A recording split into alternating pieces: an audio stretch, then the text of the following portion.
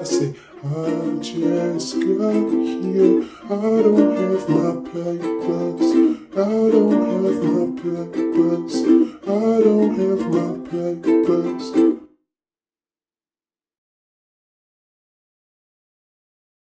Hello guys, right now I'm standing in San Ysidro, California. With that being said, right behind me is the Mexican border. On the other side of that border is Tijuana, California. Right now I'm standing in the United States, but with that being said, today we're just going to go kind of just check out what a border town looks like in this day and age, especially in the context of a second Trump administration. But with that being said, let's just get right into the episode. All right. San Ysidro, once a quiet citrus farming village on the outskirts of Tijuana, has transformed into one of the world's busiest land ports, a flashpoint where global migration, national security, and community protection intersect.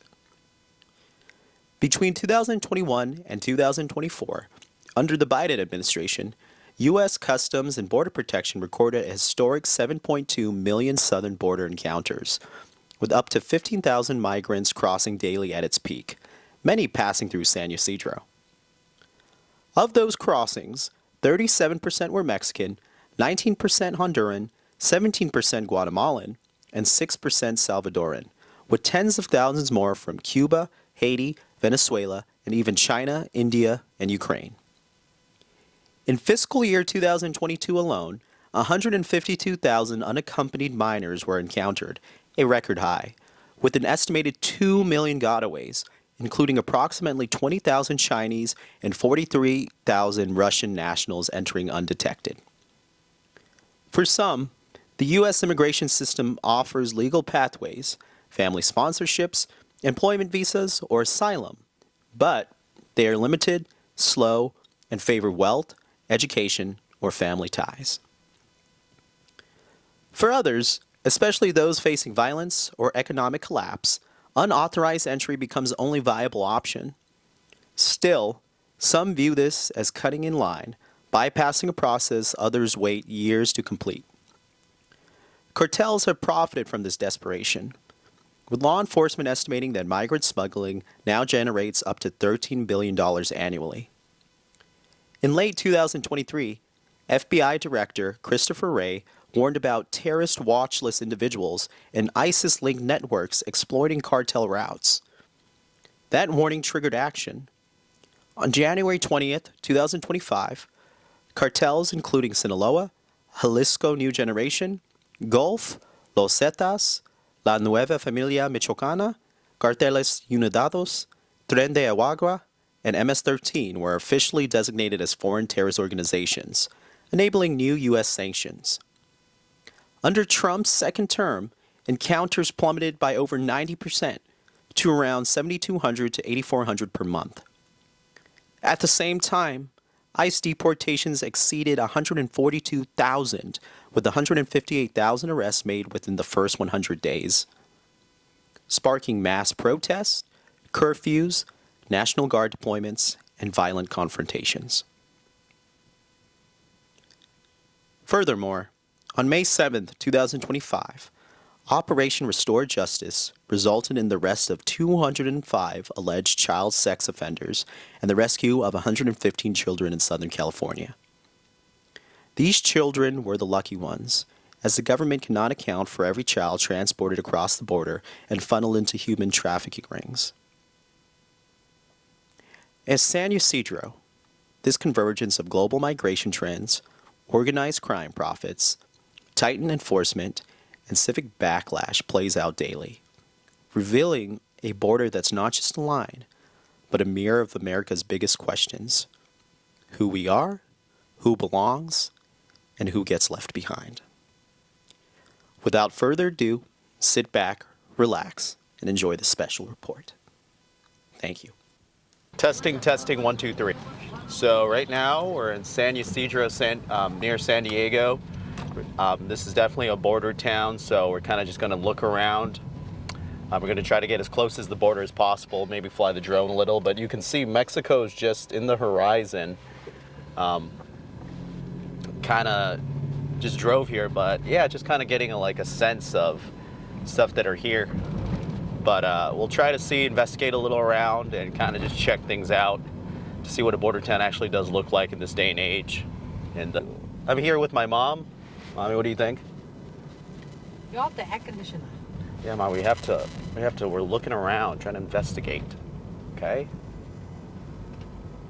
This is your practice run to see if you're a good journalist. Is it still U.S.? Yeah, so we're still in the U.S. Now, if we were to turn left up here, then we'd be in Mexico. But I'm sure it's not that simple to get in and out. So, Cottonwood. Try to get as close to the border, but as you can tell, there's an El Super right here. So this is probably a target for ICE, I'm guessing. I mean, it looks like San Diego, but no doubt in my mind the cartel has like some houses. One of these houses is like owned by the cartel. Hey, okay. As you can tell, the border is right there. So we're here, and then Mexico, Juarez. Is that Juarez? But yeah. You can see we're kind of just like right on the edge. But yeah, let's check things. Again, we're kind of just cruising around, checking things out. I think we're slowly inching towards the border. So we're gonna make a right on San Ysidro Boulevard.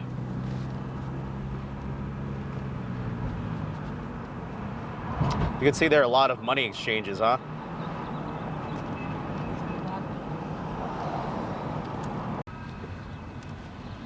So you can tell the border is right there. Yeah. Jesus. So we're going, people, that's kind of like the entrance. So a lot of people try to get into Mexico currently.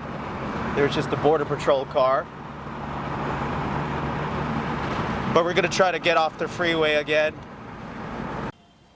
So again, looks like a pretty normal, I mean, we see a lot of money exchanges. There's the border right there, if you can see it in the distance. There's a border patrol car right there. Hello guys, right now I'm standing at the U.S.-Mexican border here in San Ysidro, California. As you can tell, just right behind me lies Tijuana, Mexico. So this is, yeah, it's pretty interesting. It's kind of nice to see what a border town like this looks like, but as you can tell, to my left right now, you can see the ports of entry where cars are kind of just coming into the country and coming out into Mexico. But we'll just try to see how close we get to the border and see if we could just kind of like capture what's really going on in a border town like this. Oh, that's good. Check, check. Hello guys, right now I'm standing right at the port of entry in San Ysidro. With that being said, pretty crowded over here. A lot of people entering the Mexico side, but I'm standing on the US side, so we're gonna see how far we can get. I was told if you don't plan on going into Mexico, which today we don't, then there's a certain point that you won't cross. But with that being said, still pretty interesting to see how like a port of entry looks like in the United States, especially here within California. So with that being said, let's just check it out. Thank you. Oh, that's good. Oh, sorry. Very good. This is good. All right, hey guys, right behind me is kind of just like the entrance to go into Mexico. With that being said, it's pretty cool just to check out a port of entry within California. But, you know, pretty heavily trafficked. You see probably a couple of hundred people going in and out of the border. Really heavy down and kind of like the roadside where the cars are coming in and out of Mexico and into Mexico. But again, still really cool just to see how a port of entry looks in this day and age, especially under a second Trump administration. As you can tell, this is kind of like what a port of entry looks like. Pretty heavily guarded, a lot of surveillance. You can see border security vehicles up there within eyes view. But yeah, that being said, thank you for watching and see you on the next one.